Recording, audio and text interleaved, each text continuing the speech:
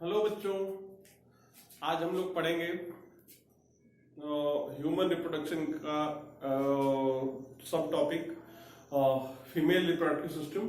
और female reproductive system में बात होगी एक्सटर्नल जेनिटेरिया,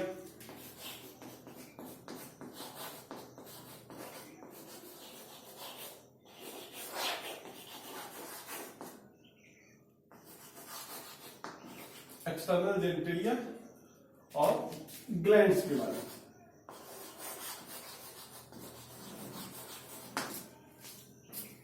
तो ये हमारे internal structure of female reproductive system के ये जो दो टॉपिक हैं, ये लास्ट टॉपिक है। तो इसमें बात होगी एक्सटर्नल जेनिटेरिया और ग्लैंड्स के बारे में। तो एक्सटर्नल जेनिटेरिया में प्रीवियस लेक्चर में एक कुछ टर्म्स आए थे, मांस pubis, labia majora, labia minora,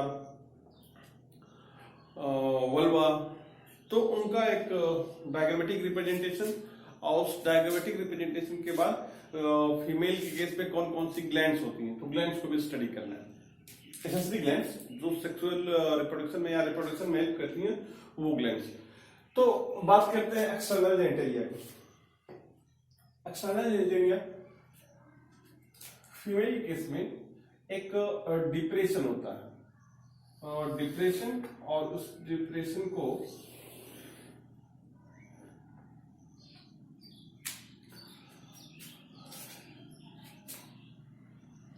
ये डिप्रेशन होता है, और इस डिप्रेशन में टू टाइप की ओपनिंग होती है।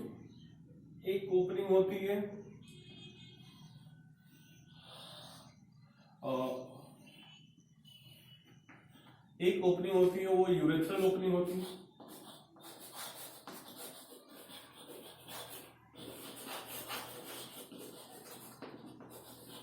यूरेथ्रल ओपनिंग होती है, और एक जो ओपनिंग होती है वो वेजाइनल ओपनिंग होती है।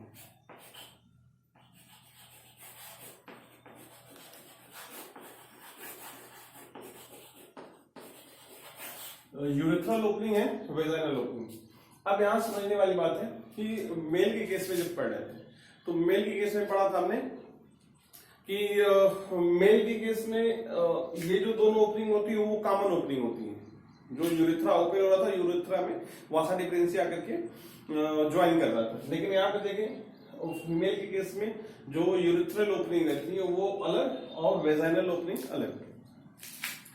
तो ये स्ट्रक्चर था, और इस स्ट्रक्चर के ऊपर, उस स्ट्रक्चर के ऊपर एक और कवरिंग रहती है,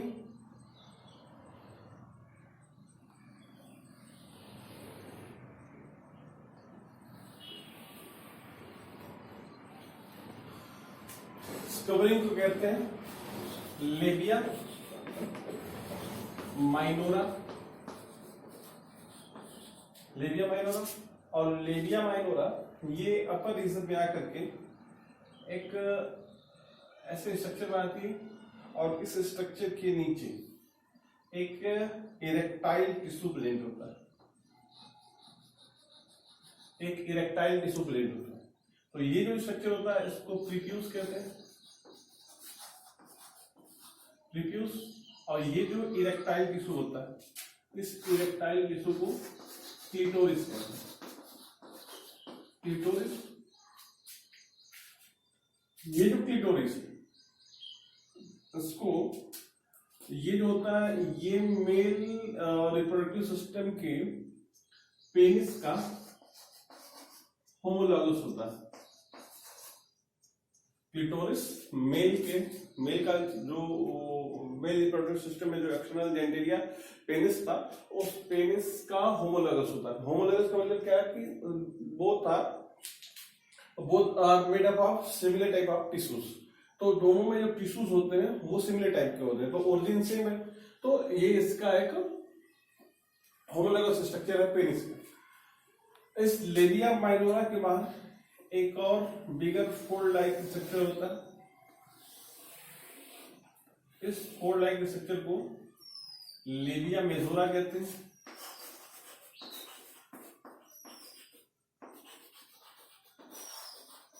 लेबिया मेजोरा, और ये जो लेबिया मेजोरा है ये ह्यूमन मेल का जो स्क्रोटम होता है,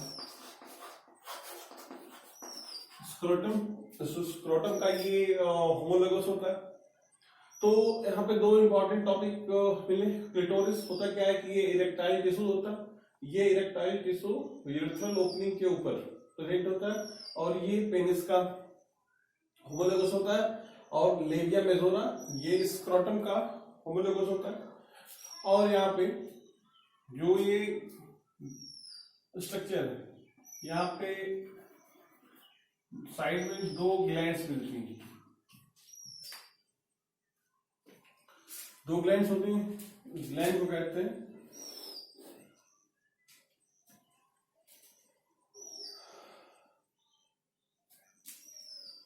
बार्थोलिन ग्लैंड्स,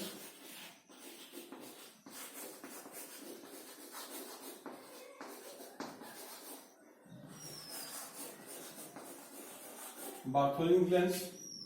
और ये बार्थोलिन ग्लैंड्स जो होती हैं वो ह्यूमन मेल में जो काउपर्स ग्लैंड थी, काउपर्स ग्लैंड या फिर बल्बो यूरेथ्रल ग्लैंड,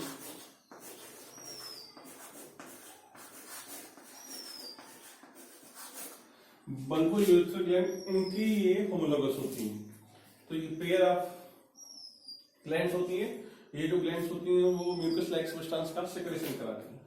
तो ये एक एक्सटर्नल जेनिटेलिया का एक डायग्रामेटिक रिप्रेजेंटेशन। इस डायग्रामेटिक रिप्रेजेंटेशन में जो पार्ट्स थे, ये जो डिक्रेशन होता है इसको वेस्टिब्यूल कहते हैं,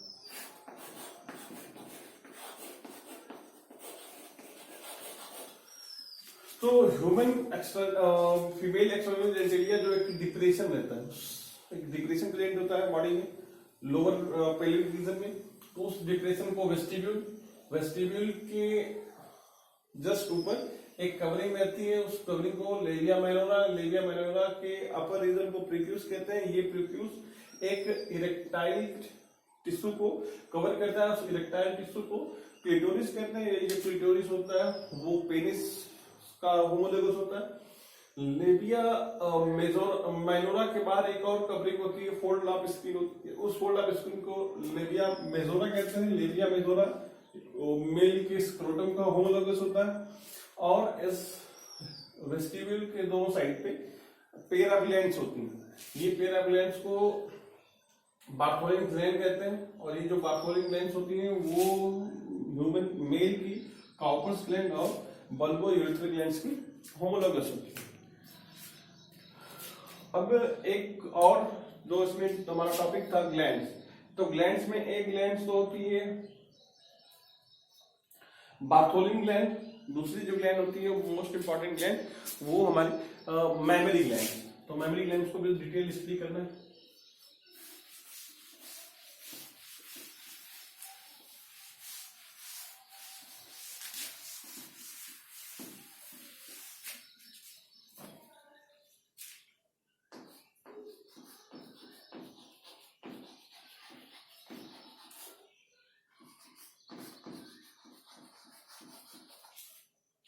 मेमरी ग्लैंड्स ये जितने भी मैमल्स होते हैं उन मैमल्स का कैरेक्टरिस्टिक फीचर होता है, और बेसिकली बात अगर जो मैमल्स का नेम आता है वो मेमरी ग्लैंड्स के प्रेजेंस के बेस पे ही आता है।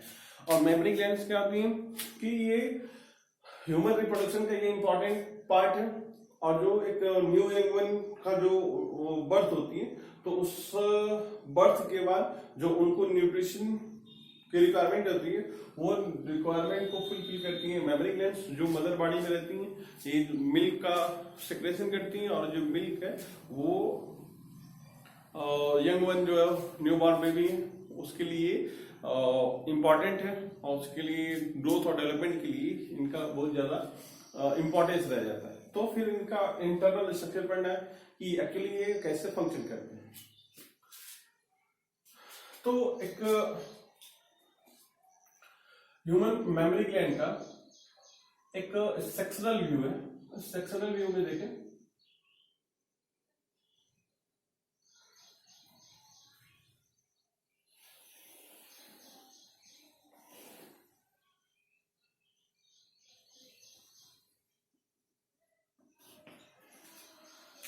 ये एक सेक्शनल व्यू है। अब ये जो मेमरी ग्लैंड्स होती हैं एक्चुअली ये मॉडिफिकेशन होती है स्वेट ग्लैंड का। जो स्वेट ग्लैंड्स होती हैं उन ग्लैंड्स का ये मॉडिफिकेशन होती है। और बेसिकली क्या होते हैं इसमें फैटी टिश्यूज प्रेजेंट होते हैं। तो ये जो स्वेट ग्लैंड्स होती हैं उसमें फैटी टिश्यूज होते हैं, डिपॉजिट होने लगते हैं तो इनकी साइज होती है थोड़ी सी इनलार्ज कर जाती है। ये जो ग्लैंड्स होती है मेमरी ग्लैंड्स मेल और फीमेल दोनों में होती है, लेकिन ये फीमेल के केस में फंक्शनल होती है क्योंकि फीमेल के बॉडी से दो हार्मोन प्रोजेस्टेरॉन और एस्ट्रोजन का जो सेक्रेशन होता है उनका इम्पैक्ट होता है कि ये जो होती है फीमेल के केस में फंक्शनिंग होती है और मिल्क प्रोडक्शन में इन्वॉल्व होती है या मिल्क प्रोडक्शन के लिए ये कैपेबल होती है। मेल में ये कैपेबल नहीं रहती। तो रीजन वही है कि इसमें जो हार्मोन्स होते हैं फीमेल हार्मोन्स वो इनके इनलार्जमेंट के लिए रिस्पॉन्सिबल होते हैं। अब जब ये इलाज करती है होता है कि स्वेट ग्लैंड्स होती है फैटी टिश्यूज इसमें प्रेजेंट होते हैं। जब इलाज करती है तो ये जो इंटीरियर पोर्शन इसको कहते हैं निप्पल। अब ये जो सेल्स होती हैं ये जो रीजन होता है एक्चुअली ये ग्लैंडुलर टिश्यूज होती हैं।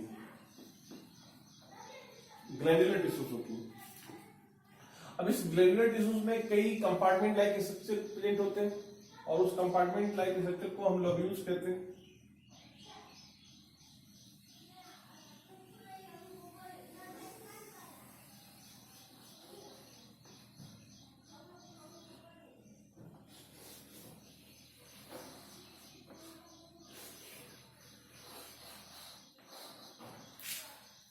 ये लोब्यूल्स हैं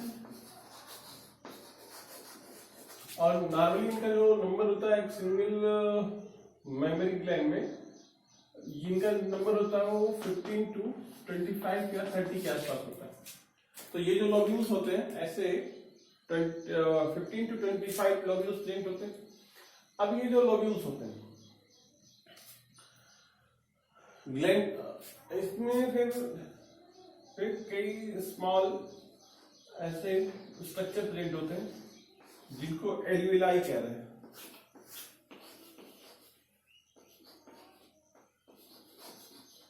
एल्विलाई और एल्विलाई जो होती हैं कई ट्यूब्यूल लाइक स्ट्रक्चर्स होते हैं। इन ट्यूब्यूल लाइक स्ट्रक्चर से ये अपने सेक्रेशन को पोर करती हैं आगे की तरफ या सेक्रेट करती हैं। तो ये जो ट्यूब्यूल लाइक स्ट्रक्चर्स हैं इनको लैक्टिफेरस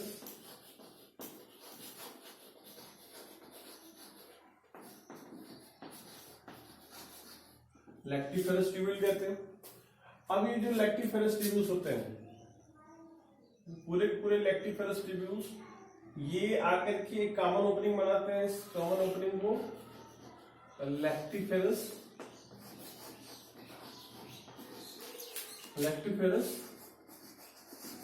डक्ट कहते हैं। तो ये लैक्टिफेरस डक्ट। अब ये जितने भी ये लोब्यूल्स थे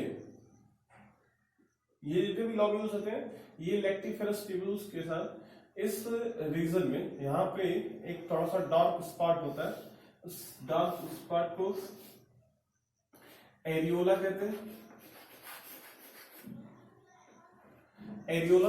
तो इस एरियोला रीजन में आकर के ये ओपन होते हैं और ओपन होने के बाद एक स्वेलिंग स्ट्रक्चर बनाते हैं। ये जो स्वेलिंग स्ट्रक्चर होता है इसको एम्पुला कहते हैं और ये जो एम्पुला होता है वो निपल रीजन में ओपन होता है।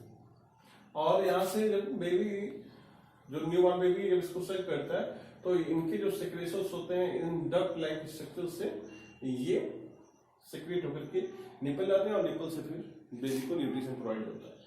एक्चुअली ये जो मेमरी ग्लैंड्स होती हैं ये इनमें ट्यूबुलर भी होती है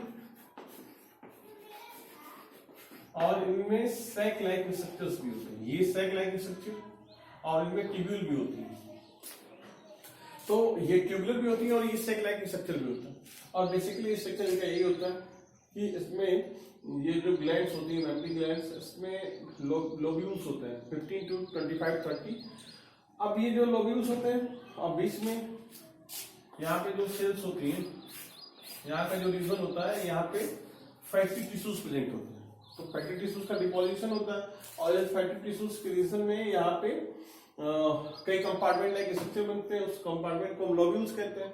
अब लोब्यूल्स के अंदर फिर छोटे छोटे सेक लाइक स्ट्रक्चर्स होते हैं, जिनको हम एल्विलाई कह रहे हैं। अब जो एल्विलाइज होती हैं अपने सेक्रेशन को एक पाइप लाइक स्ट्रक्चर के थ्रू ये पोर करती हैं एक बिगर ओपनिंग में। तो इनके जो ट्यूबुलर स्ट्रक्चर्स हैं उनको हम लैक्टिफेरस ट्यूब्यूल्स कहते हैं। अब जो लैक्टिफेरस ट्यूब्यूल्स होते हैं एक कॉमन ओपनिंग बनाते हैं। इस कॉमन ओपनिंग को हम लैक्टिफेरस डक्ट कहते हैं। लैक्टिफेरस डक्ट आकर के एंटीरियर रीजन में ये जो डार्क पोर्शन होता है ब्रेस्ट के पास, मेमोरी ग्लैंड्स को नॉर्मली हम ब्रेस्ट कहते हैं। तो ये आगे से ओपन होती है इस डार्क रीजन में। डार्क रीजन को एरियोला कहते हैं। एरियोला भी आकर के ये एक सोलेन कॉमन एक सोलेन स्ट्रक्चर बनाती है, जिसको एम्पुली कहते हैं। और ये जो एम्पुला है बॉडी के बाहर ओपन होता है, जिससे बेबी को न्यूट्रिशन प्रोवाइड होते हैं। तो ये हमारा टॉपिक था। नेक्स्ट टॉपिक पे हम गैमेटोजेनेसिस को स्टडी करेंगे।